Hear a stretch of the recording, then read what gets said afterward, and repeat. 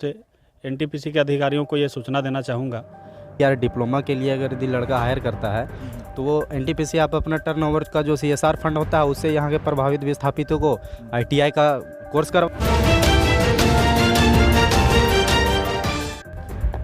नमस्कार, आप देख रहे हैं आपकी आवाज़ समस्या समाधान। दोस्तों, अगर आप अभी तक आप मेरे चैनल को सब्सक्राइब नहीं किए हैं तो प्लीज़ सब्सक्राइब करें, लाइक करें, कमेंट करें और शेयर करें।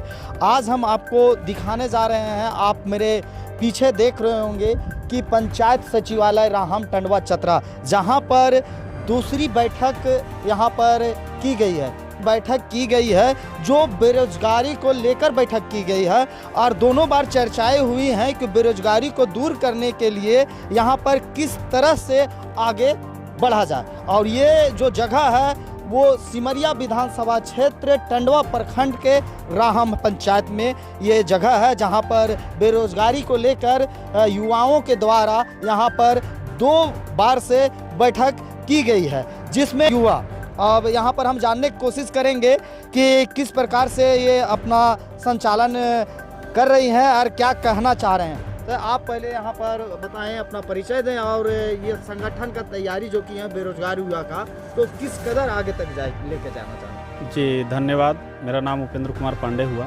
निवास स्थान राहम, और मैं अभी फ़िलहाल में बेरोजगार युवा संघ का एक नेतृत्व कर रहा हूँ, जिसमें तमाम युवा हमारे साथ जुड़े हैं।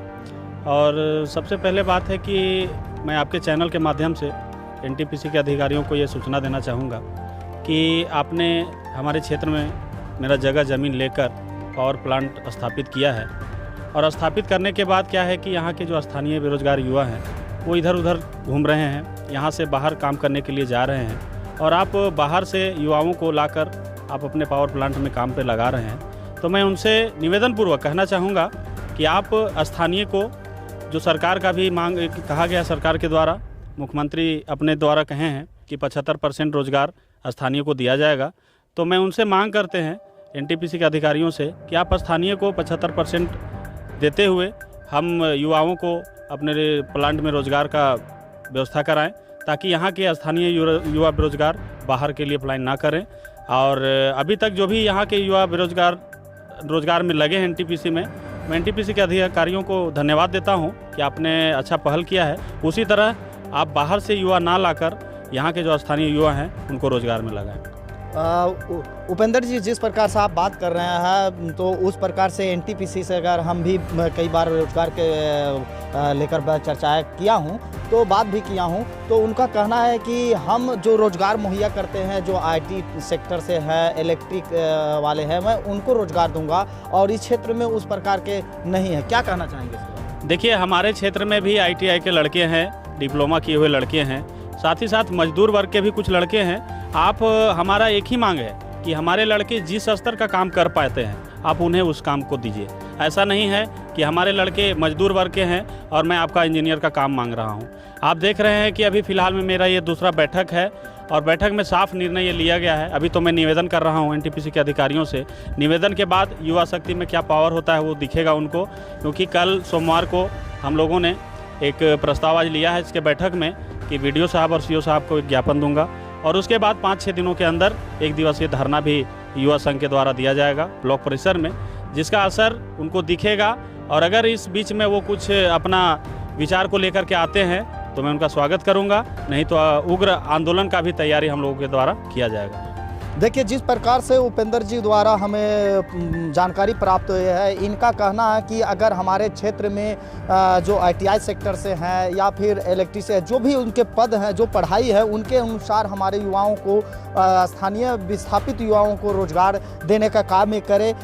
निजी जो कंपनियां हैं, एनटीपीसी है, मगध है, आम्रपाली है, और इसी को देखते हुए यहाँ पर बेरोजगार युवा संगठन का निर्माण हुआ है, और ये धरना भी देने के लिए बात कह रहे हैं, जिससे इन सभी कंपनियों को, जो ये टंडवा प्रखंड क्षेत्र में जो जितनी भी कंपनी चल रही है, उनको जो है से मुश्किलों का सामना करना पड़ सकता है, क्योंकि सरकार भी अब यहाँ पर लागू कर दी है कि स्थानीय लोगों को 75% रोजगार देने की बात सरकार भी कही है। यहाँ पर कुछ बेरोजगार युवा भी हैं जिनसे मैं बात करूँगा। तो आपका क्या नाम हुआ? अभिजीत कुमार पांडे।